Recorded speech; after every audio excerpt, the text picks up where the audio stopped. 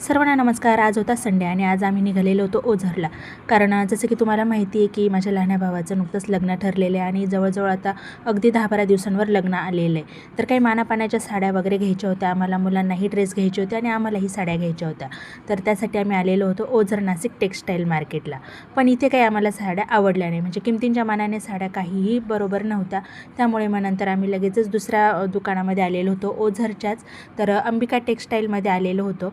आणि मग तिथे आम्हाला बऱ्यापैकी साड्या भेटलेल्या होत्या. तर एकाच प्रकारच्या साड्या आम्ही काही घेतलेल्या नव्हत्या, म्हणजे नऊवारी पण घेतलेली होती आणि आणखी 2-3 प्रकारच्या साड्या पण घेतलेल्या होत्या. काही घरगुती लागत होत्या, मानापानाच्या, आहेराच्या, अशा सगळ्या साड्या घेतलेल्या होत्या.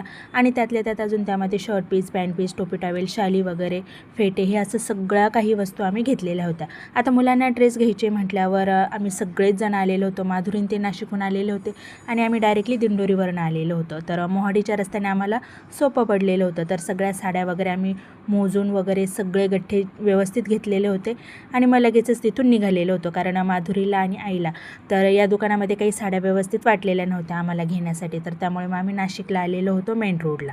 गाडी जी आहे ती पूर्ण सामानाने गच्च भरून गेलेली होती. अगदी मी एकटीच बसलेली होती म्हणजे गाडीमध्ये आणि शुभ्राचे पप्पा होते. बाकी सगळे मुलं दुसऱ्या गाड्यांमध्ये आलेले होते.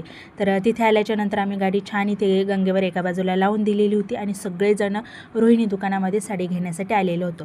तर आता आमच्या तिघींच्या साड्या घेऊन झाल्याच्यानंतर मुलांचे कपडे आम्ही घेणार होतो. तर इथे आल्याच्यानंतर इतकी गर्दी होती. संडे असल्यामुळे सगळ्यांनाच सुट्टी होती आणि आता तसंही लग्नाचा सीझन असल्यामुळे गर्दीच गर्दी होती दुकानामध्ये.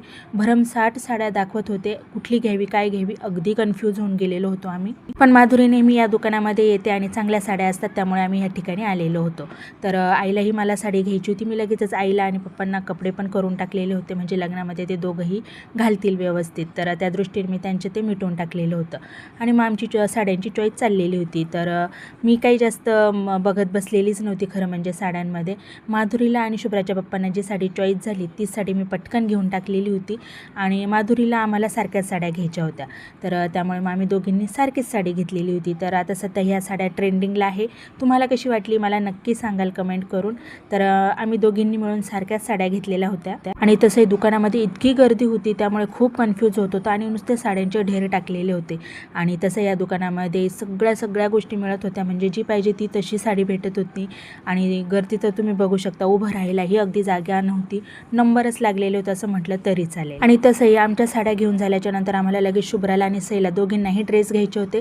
त्यानंतर स्वराज, अक्षू आणि विवान तिघांनाही ड्रेस घ्यायचे होते. पण सगळं काही वेळेच्या अभावी होतं. निघता हे सगळं घेता करताच आम्हाला इतका वेळ होऊन गेलेला होता. चला तर भेटूया पुढील ब्लॉगमध्ये. बाय.